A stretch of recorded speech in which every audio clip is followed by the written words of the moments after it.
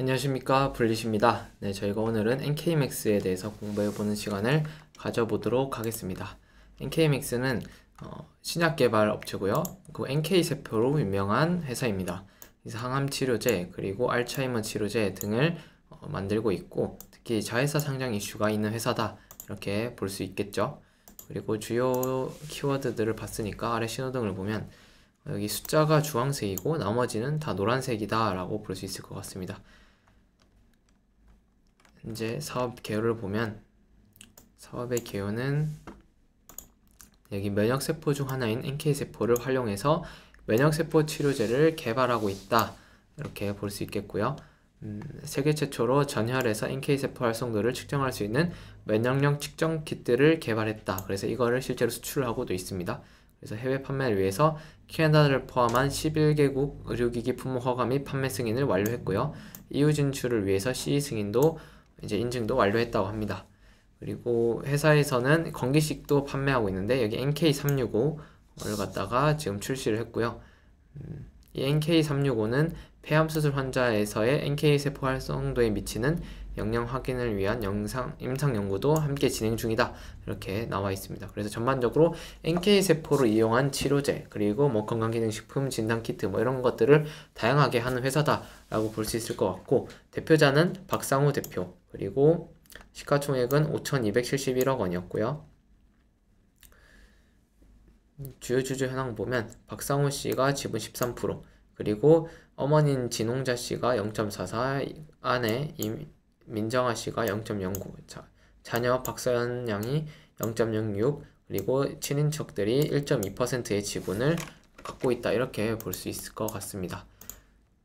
그리고 홈페이지를, 특히 바이오주들은 홈페이지를 꼭 가보라고 저는 말씀을 드리는데, 이 회사의 그런 기전이나 파이프라인을 잘 이해하려면 회사 홈페이지를 방문해보는 게 훨씬 낫기 때문에 그런 거고요. 조금 이따가 회사 홈페이지는 보겠습니다. 과거에 주가가 올랐을 때 한번 살펴보시면, 슈퍼 NK세포 치료제 미국 시장 진출 기대감, 그리고 알츠하이머 일상 환자 첫 투여, 그리고 NK 면역항암제 미국 FDA 미팅 소식, 그리고 NK세포 활용한 코로나 치료제 임상, 이렇게 NK세포를 이용한 것 플러스 주요 키워드가 알츠하이머, 그리고 면역항암제, 이 정도가 지금 눈에 띄는 부분이고요. 그리고 여기 아스코가 또 키워드로 있습니다. 그래서 시장에서는 이런 키워드로 이 회사가 움직인 적이 있으니까 우리가 이 키워드를 기억을 해주시면 좋을 것 같아요. 최근에 거 보면 일단 아스코 2023에서 아마 발표를 하나 했다는 기사였던 것 같아요. 기사 한번 읽어보시면 좋을 것 같고, 중국의 쇼우칸 그룹과 MOU 투자 체결을 했다고 합니다. 그리고 미국 자회사 상장을 해서 하기 위해 SEC에 증권신고서를 제출했다, 이런 등의 이슈가 최근에 있었고요. 지배구조 한번 살펴보겠습니다. 지배구조는 NK맥스 아래에 NK맥스가 지분을 100% 소유하고 있는 기업들이 이만큼이나 있습니다. 그래서 다양하게 있고 아마 해외 현지법인 위주로 되어 있다라고 볼 수 있을 것 같습니다. 그리고 박상우 대표가 여기 있는 것처럼 지분 13.8% 보유하고 있죠. 그래서 어떻게 보면 최대 주주의 지분은 20%가 채 안 되기 때문에 적은 편이다라고 볼 수 있을 것 같은데, 바이오 업체들의 특성이 다 그런 것 같습니다. 바이오 업체들은 연구개발비를 마련하기 위해서 유상증자를 하든 전환사채를 발행을 하든 결국 최대주주의 지분이 희석되는 구조로 가기 때문에 최대주주 지분이 낮은 편이고요. 그럼 PBR이나 자산가치가 없기 때문에 지분이 낮더라도 경영권 공격을 받을 확률은 상대적으로 낮다라고 볼 수 있을 것 같습니다. 박상우 대표는 이제 올해 54세고 이것만 놓고 봤을 때는 아직은 경영권 승계 이슈는 없을 것 같아요.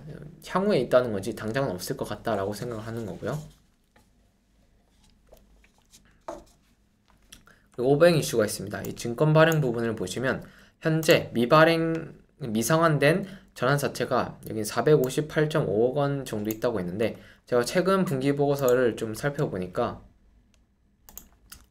이번 반기에서 458억에서 413억까지 줄었습니다.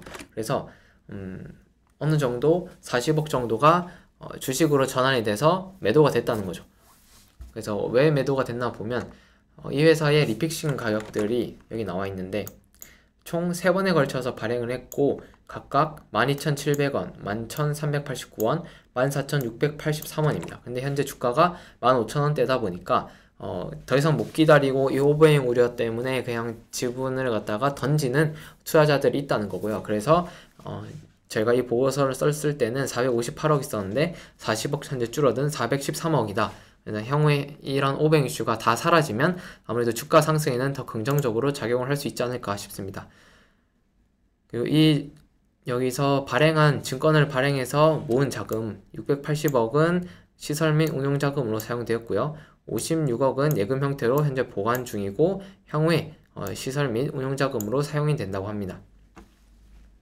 법적인 이슈와 관련해서는 소송이 있다고 하는데요. 자세한 건 여기 안 나와 있네요. 승소할 가능성이 높아 손실이 발생하지 않을 것으로 판단한다 라고만 되어 있습니다. 그리고 저희가 재료를 보면 일단 NK세포 기술력을 보유하고 있다라고 되어 있는데 이 NK세포에 대해서 먼저 알아야겠죠. 일단 항암제로 쓰이는 이 NK세포가 자연살해세포라고 하는데 제가 간단하게 회사 홈페이지 보면서 한번 얘기를 해볼까 합니다. 이 NK세포 같은 경우에는 우리 몸의 면역체계 중에 있는 그런 백혈구 그리고 뭐 T세포 그리고 NK세포 이런 게 있는 거고요. 그 외에도 뭐 더 많은 면역과 관련된 세포들이 있죠. 그 중에서도 NK세포가 하는 역할이 다른 그런 면역세포들의 두뇌 역할을 합니다. 그래서 뭐 T세포 너는 어디 가서 어떻게 하고 백혈구 너는 어디 가서 어떻게 이런 식으로 좀 진두지휘 하는 역할을 하고 그래서 이 NK세포가 많아야지 암세포를 갖다가 효과적으로 때려잡고 그리고 억지로 원래 몸에 있는 걸 갖다가 NK세포를 뭐 배양을 하든 증식을 해서 그 치료제를 넣어주는 거라서 몸에 이상 거부 반응도 없고 지금 항암제 같은 경우에는 정상세포랑 그 암세포를 갖다가 모두 다 죽여버리는 그런 항암제가 있고요. 그리고 그 다음에 개발된 거 같은 경우에는 암세포만 노려서 죽이는 항암제가 있고요. 그 다음에는 암세포로 인해서 지금 죽은 세포들을 갖다가 타겟으로 해가지고 거기 필요한 T세포나 그런 면역 체계만 이렇게 넣어주는 그런 치료법도 있고 세대가 갈수록 발전을 하고 있지만 항상 문제가 되는 것들이 이 암세포를 공격을 했을 때 암세포에 면역이 생기는 게 문제라는 거죠. 그런데 이 NK세포를 이용하면 그런 면역보다는 암세포가 그 적응을 해서 내성이 생기는 거죠. 내성이 생기는 게 문제인데 그런 내성 문제가 어느 정도 사라진다고 하니까 그래서 NK세포를 가지고 개발을 하고 있는 거고요. 그래서 NK세포를 개발을 해서 그걸 분리해내는 그 기술이 NK맥스가 이제 가장 뛰어나다. 회사에서는 그렇게 얘기를 하고 있습니다. 보시는 것처럼 이제 NK세포는 다양한 과린 물질을 합성하고 세포 밖으로 분비하여 비정상 세포들을 파괴합니다. 라고 되어 있죠. 그리고 뭐 사이토카인과 케모카인을 분비해 수지상 세포와 직접적인 작용을 하고 후천 면역 세포들을 조절하고 활성화시킵니다. 제가 말한 게 아까 이 후천 면역 세포들을 조절하고 활성화시킨다. 네, 이 얘기였습니다. 그래서 이런 식으로 홈페이지 보시면 사실 뭐 수지상 세포가 뭐고 이런 거는 직접 찾아보셔야 될 수도 있지만 적어도 어떤 흐름으로 이 회사에서 개발한 약들이 작용을 하는지 눈으로 볼 수 있기 때문에 한번 꼭 보라고 말씀을 드리는 거예요. 그래서 이 NK세포를 활용을 해서 암, 노화 및 감염성 질환, 자가 면역 질환, 뭐 기타 이런 쪽으로도 지금 펼쳐나갈 수 있다. 이렇게 보여지는 거죠. 그래서 다시 본문으로 돌아와서 보면 이 NK세포는 부작용이 적죠. 왜냐하면 몸에 있던 게 그냥 더 늘어나는 거라서 부작용이 적고요. 타인의 혈액으로도 만들 수 있기 때문에 이런 부분도 사실 혈액을 갖다가 그대로 넣으면 혈액형이 다르면 바로 거부 반응이 일어나는데 이런 NK세포는 그런 걱정이 없다. 그런 부분이 좀 괜찮고 유전자 조작 과정을 생략할 수 있어서 시간과 비용이 매우 절감되는 장점을 부여하고 있다라고 되어 있습니다. 그래서 NK세포가 암에도 되게 약효가 잘 듣고 그리고 알츠하이머나 이런 데서도 최근에 약효가 잘 된다라는 게 좀 증명이 되고 있습니다. 그래서 이런 임상이 아직은 1상이랑 여기 1상 그리고 2분의 1상 정도 하고 있기 때문에 아직은 이게 2상, 3상까지 가야지 좀 명확해지는데 아직은 그 가설을 갖다가 입증하는 단계에 있는 거고요. 근데 이런 1상에만 하더라도 일단 이 회사에서 만드는 게 슈퍼 NK라는 세포를 만들고 있습니다. 그냥 단순 NK 세포가 아니라 슈퍼 NK 세포를 만들고 있고요. 이 슈퍼 NK 세포가 비소세포 폐암 임상에서 질병 통제율 100%와 부작용이 없는 것을 확인했다고 했는데, 사실 이게 진짜 모든 사람에게 다 이렇게 동일하게 적용이 되면 정말 약간 혁신적인 거라고 할 수 있죠. 왜냐하면 암치료제, 항암 치료를 할 때 대부분 막 머리도 빠지고 막 식욕도 없어지고 고통스러워하고 하는 것들이 결국 그 약이 너무 독하기 때문에 약 그 질병을 통제를 100%할 수 있는지 없는지도 모르는 상황에서 부작용을 알면서도 감수하고 치료하는 건데, 그런 부분들이 사라지게 되면 사람들이 당연히 다 이런 약을 쓰려고 하겠죠. 그래서 그렇지만 아직은 임상이 이제 2분의 1 A상 중간 결과를 이제 막 초록 공개를 한 거고요. 그리고 아스코에서도 이걸 발표했는데 데이터는 뭐 좋게 나왔습니다. 그리고 슈퍼 NK 치료제인 SNK01, SNK02가 있는데, 이거 관련해서는 2022년 11월 국내 최초로 알츠하이머 동적적 사용을 미국 FDA로부터 승인을 받았다고 합니다. 그래서 2월 달에 FDA에서 이제 파킨슨 환자에게도 SNK 치료제 동적적 사용을 승인했다고 합니다. 그래서 이런 것들을 갖다가 항암 치료제뿐만 아니라 알츠하이머나 파킨슨병까지 파이프라인을 확장을 하고 있고요. 올해 7월 알츠하이머 국제 컨퍼런스 AAIC에서 알츠하이머 관련 임상 발표를 했고, 여기서도 확연하게 이제 나은 효과를 데이터로 증명을 했습니다. 그리고 NK뷰 진단 키트를 수출한다는 건데, 중국 측에 NK뷰 키트를 이제 승인 받았고요. 그리고 중국 파트너사 부에노벨 바이오텍에 이를 공급을 합니다. 그래서 아마 적지는 하겠지만 올해부터 매출액이 여기서도 좀 발생을 할 걸로 보여지고요.